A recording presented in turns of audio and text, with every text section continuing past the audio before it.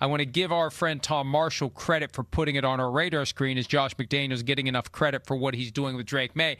I want to take the troublemakers side of this and say, at what point do they have to worry about Josh McDaniels getting head coaching opportunity number 3 for the work that he's doing with Drake Maye?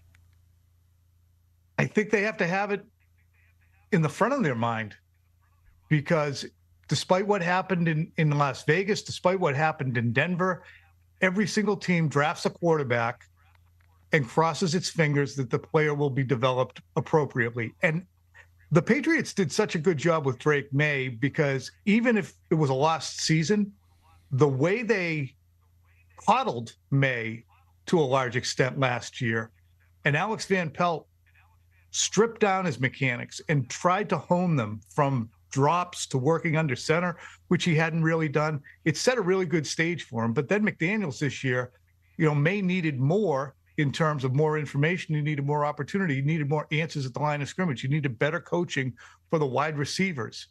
And all that has happened now. But to get to McDaniels, teams are going to look at that. And if you're Tennessee with Cam Ward, or if you're Cleveland, and I'm just throwing teams out with quarterbacks, you would say, well, couldn't we use that? And I'm not saying Kevin Stefanski's about to lose his job, but you would look at that. For instance, the Giants, you would look at that. Now, that's the interesting thing about McDaniels as a head coaching candidate. If you try and say, hey, you know what? We're going to go from Joe Judge to Brian Daboll to Josh McDaniels. Giants fans are not going to look at that as saying, oh, good. He's done great in New England. I'm sure it'll be the same here, because it hasn't worked that way there. And that's why I think it's difficult.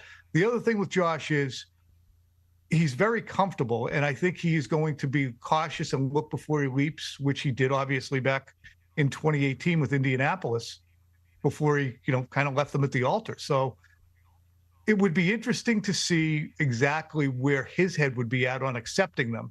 Hi, it's Mike Florio. Thanks for watching PFT on YouTube. Hit subscribe for the latest news and analysis from Pro Football Talk.